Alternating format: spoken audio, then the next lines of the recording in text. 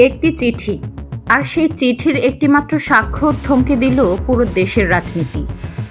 বাংলাদেশের 22তম রাষ্ট্রপতি মোহাম্মদ শাহাবুদ্দিন, যার মেয়াদ থাকার কথা ছিল 2028 সাল পর্যন্ত, তিনি কেন হঠাৎ পদ ছাড়তে বাধ্য হলেন? এটি কি কেবলই তার শারীরিক অসুস্থতা, নাকি এর পেছনে লুকিয়ে আছে 5ই আগস্টের পরবর্তী কোনো গভীর সাংবিধানিক ও রাজনৈতিক সমীকরণ? পদত্যাগপত্রে তিনি নিজের বিরল ও মারাত্মক এক রোগের কথা উল্লেখ করেছেন, যা শুনলে আপনিও অবাক হবেন। কিন্তু সত্যিটা কি শুধুই চিকিৎসকের রিপোর্ট, নাকি পর্দার আড়ালে এক তীব্র রাজনৈতিক চাপ? ঘটনার সবচেয়ে চমকপ্রদ তথ্যগুলো একদম সহজ ভাষায় জানতে ভিডিওটি শেষ পর্যন্ত দেখুন।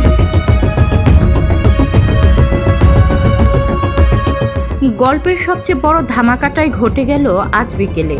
সকল জল্পনা কল্পনার অবসান ঘটিয়ে জাতীয় সংসদ ভবনে এক জরুরি সংবাদ সম্মেলন ডেকে স্পিকার হাফিজউদ্দিন আহমদ নিশ্চিত করলেন, রাষ্ট্রপতি মোহাম্মদ শাহাবুদ্দিন তার পদত্যাগপত্র জমা দিয়েছেন এবং তা আনুষ্ঠানিকভাবে গ্রহণ করা হয়েছে। কিন্তু নাটকের আসল মোড় শুরু হলো এখান থেকেই। সংবিধানের 54 অনুচ্ছেদ অনুযায়ী রাষ্ট্রপতি বিদায়ের সাথে সাথে স্পিকার হাফিজউদ্দিন আহমদ নিজেই গ্রহণ করেছেন দেশের ভারপ্রাপ্ত রাষ্ট্রপতির দায়িত্ব। সংবাদ সম্মেলনে স্পিকারের ঠিক পাশেই ছিলেন deputy speaker Kaiser Kamal, chief whip Nurul Islam Moni এবং অ্যাটর্নি জেনারেল রুহুল কুদ্দুস তালুকদার। অর্থাৎ চোখের পলকে বঙ্গভবন থেকে দেশের ক্ষমতার চাবিকাঠি চলে গেল জাতীয় সংসদ ভবনের হাতে। এখন মূল প্রশ্ন হলো, যে পদত্যাগপত্র নিয়ে দেশ জুড়ে এত তোলপাড়, সে চিঠিতে ঠিক কী কারণ দেখিয়েছেন মোহাম্মদ শাহাবুদ্দিন? চিঠির প্রথম অংশে তিনি নিজেকে একজন সংবিধান রক্ষক হিসেবে দাবি করেছেন। তিনি লিখেছেন, 2024 সালের 5ই আগস্টের ছাত্র জনতার ঐতিহাসিক অভ্যুত্থানের পর দেশ যখন মারাত্মক শাসনতান্ত্রিক সংকটে পড়েছিল, তখন তিনি সুপ্রিম কোর্টের আপিল বিভাগের মতামত নিয়ে অন্তর্বর্তীকালীন সরকার গঠনের আইনি পথ তৈরি করেছিলেন। তার দাবি, তার সেই সিদ্ধান্তের কারণেই দেশ এক মহাবিপর্যয় থেকে রক্ষা পায়। তবে এটি তো গেল মুদ্রার এক পিঠ। পদত্যাগের মূল ও আসল কারণ হিসেবে তিনি যা সামনে এনেছেন তা বেশ চমকপ্রদ। তিনি উল্লেখ করেছেন তার শরীর ও জটিল ব্যাধির কথা। হৃদরোগ, কিডনি সমস্যা ও বাইপাস সার্জারির পাশাপাশি তিনি চিঠিতে এক বিরল অসুখের নাম লিখেছেন, অটোনমিক নিউরোপ্যাথি। এটি এমন এক শারীরিক জটিলতা যার ফলে মানুষ মাঝে মাঝে হুট করে ক্ষণিক সময়ের জন্য পুরোপুরি অচেতন হয়ে পড়ে। তিনি সাফ জানিয়েছেন, এই শারীরিক অসামর্থ্য নিয়ে রাষ্ট্র পরিচালনার মতো গুরুদায়িত্ব পালন করা তার পক্ষে সম্ভব নয়। তাই সংবিধানের 5(3) অনুচ্ছেদ অনুযায়ী তিনি সজ্ঞানে পদত্যাগ করছেন। এবার এই নাটকের পেছনে টাইমলাইনটা একটু দেখে নেওয়া যাক।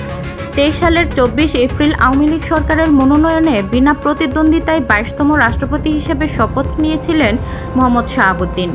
নিয়ম অনুযায়ী 2028 সালের এপ্রিল পর্যন্ত তার বঙ্গভবনে থাকার কথা ছিল।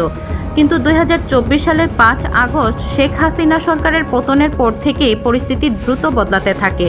জামায়াতে ইসলামী, এনসিপি সহ বিভিন্ন রাজনৈতিক দল ও বৈষম্য বিরোধী ছাত্র জনতা ধারাবাহিকভাবে তার পদত্যাগের দাবিতে রাজপথে আন্দোলন চালিয়ে আসছিল। অবশেষে আজ 24 জুলাইয়ের এই ঐতিহাসিক শুক্রবারের বিকেলে সেই দীর্ঘ আন্দোলনের চূড়ান্ত পরিণতি ঘটল। বিকেল 5টায় সংসদ ভবনের স্পিকারের আনুষ্ঠানিক ঘোষণার মাধ্যমে ইতি টানা হলো শাহাবুদ্দিন অধ্যায়ের। সব মিলিয়ে সংবিধানের 50(3) অনুচ্ছেদের রাষ্ট্রপতির পদত্যাগ এবং 54 অনুচ্ছেদে স্পিকারের ভারপ্রাপ্ত রাষ্ট্রপতি হওয়ার নিয়ম মেনেই এই বড় সাংবিধানিক নাটকের অবসান ঘটানো হলো। এর মাধ্যমে একদিকে যেমন রাজপথের রাজনৈতিক দাবি পূরণ হলো, অন্যদিকে রাষ্ট্রপ্রধানের পদে নতুন কোনো আইনি বা সাংবিধানিক শূন্যতা তৈরি হতে দেওয়া হলো না।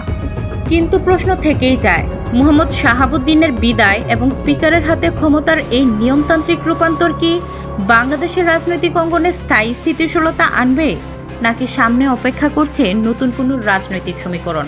আপনার মতামত কমেন্ট বক্সে জানান। দেশ বিদেশের রাজনৈতিক ও সমসাময়িক খবরের প্রতিটি গভীর বিশ্লেষণ সবার আগে পেতে এখনই আমাদের চ্যানেলটি সাবস্ক্রাইব করে সাথেই থাকুন। দেখা হবে পরবর্তী কোনো পর্বে। ধন্যবাদ সবাইকে। আল্লাহ হাফিজ।